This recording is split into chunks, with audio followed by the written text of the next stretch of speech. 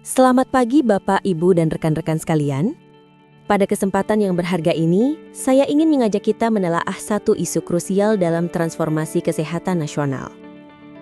Sebagaimana tertuang dalam visi nasional kita, untuk mendukung RPJMN 2025-2029, penguatan teknologi dan digitalisasi layanan kesehatan bukan lagi sekadar pilihan, melainkan sebuah keharusan.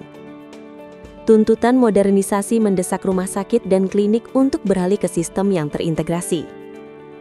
Transisi menuju rekam medis elektronik atau RME adalah kunci untuk mencapai efisiensi operasional, mempercepat akses data, dan yang terpenting, mempercepat diagnosa demi keselamatan pasien. Namun Bapak Ibu, di balik percepatan digitalisasi ini, terdapat pisau bermata dua. Penggunaan RME membawa risiko keamanan yang sangat serius. Kita menyaksikan tren mengkhawatirkan di mana kebocoran data pasien akibat serangan cyber semakin marak terjadi. Data kesehatan adalah data privasi yang sangat sensitif. Masalah ini diperparah oleh dua hal. Pertama, biaya tinggi. Solusi keamanan cyber kelas atas seringkali tidak terjangkau bagi klinik-klinik kecil atau fasilitas kesehatan di daerah. Kedua, kompleksitas teknis.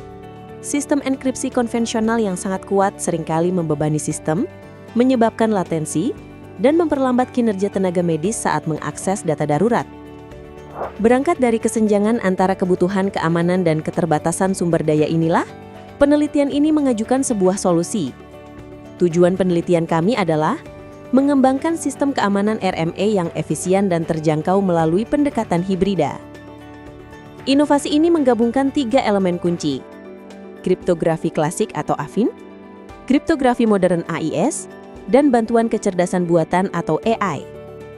Bagaimana konsep solusi terintegrasi ini bekerja? Kami membaginya dalam 3 pilar. Pertama adalah kecepatan. Kami menggunakan AFIN Cyber yang telah dioptimalkan. Algoritma ini ringan dan cepat, difungsikan untuk mengenkripsi data non-kritis dengan latensi minimal, menjaga performa sistem tetap responsif. Kedua adalah kekuatan. Untuk data pasien yang paling sensitif dan rahasia, kami menerapkan Advanced Encryption Standard atau AES. Ini memberikan lapisan perlindungan militer yang sulit ditembus. Ketiga dan yang menjadi pembeda adalah kecerdasan. Kami memanfaatkan AI bukan sekadar sebagai pelengkap, tetapi untuk manajemen kunci enkripsi yang dinamis. AI akan beradaptasi memantau pola akses, memastikan kunci enkripsi dikelola secara otomatis, dan aman tanpa intervensi manual yang rentan kesalahan. Mari kita bedah lebih dalam bagaimana sistem ini bekerja secara teknis. Metodologi inti yang kami usulkan adalah Dual Layer Encryption atau enkripsi dua lapis. Kami menyadari bahwa tidak semua data medis memiliki bobot sensitivitas yang sama, sehingga perlakuan keamanannya pun harus proporsional. Lapisan pertama adalah optimalisasi algoritma klasik. Kami menggunakan AFIN Cipher, sebuah teknik substitusi matematis. Meskipun tergolong klasik, algoritma ini memiliki keunggulan mutlak dalam hal kecepatan komputasi. Lapisan ini dikhususkan untuk data non-kritis yang membutuhkan akses instan tanpa membebani prosesor server. Lapisan kedua adalah penerapan standar modern. Sebagai benteng pertahanan utama, kami mengimplementasikan AES atau Advanced Encryption Standard. Ini adalah standar global yang telah teruji secara matematis untuk melindungi data medis yang bersifat rahasia. Namun kekuatan enkripsi hanyalah separuh dari persamaan keamanan. Seringkali titik lemah sistem kriptografi bukan pada algoritmanya, melainkan pada key management atau manajemen kuncinya. Disinilah letak kebaruan penelitian kami, integrasi kecerdasan buatan. Dalam arsitektur ini, AI tidak hanya memproses data, tetapi bertindak sebagai security orchestrator.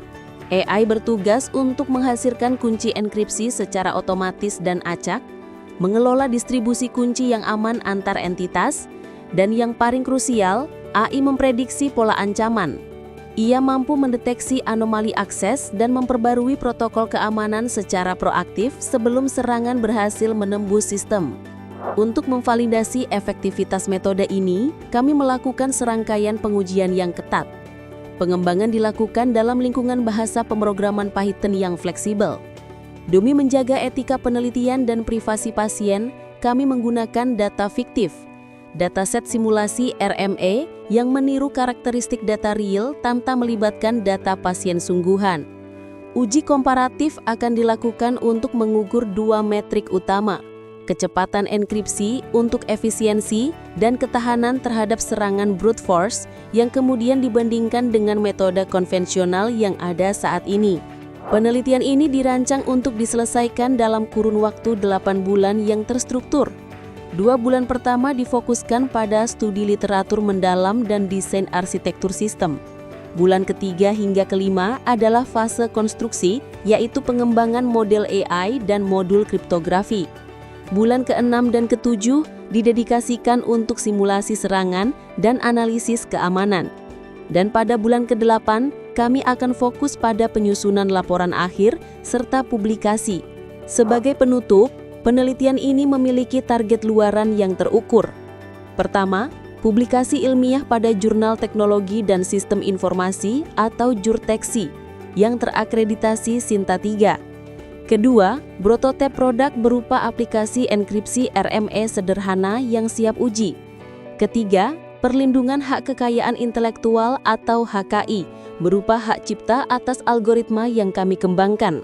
Secara teknis, penelitian ini bertujuan meningkatkan tingkat kesiapan teknologi atau TKT dari level 1 yaitu penelitian prinsip dasar menuju level 3 yaitu pembuktian konsep atau proof of concept yang teruji secara analitik dan eksperimental.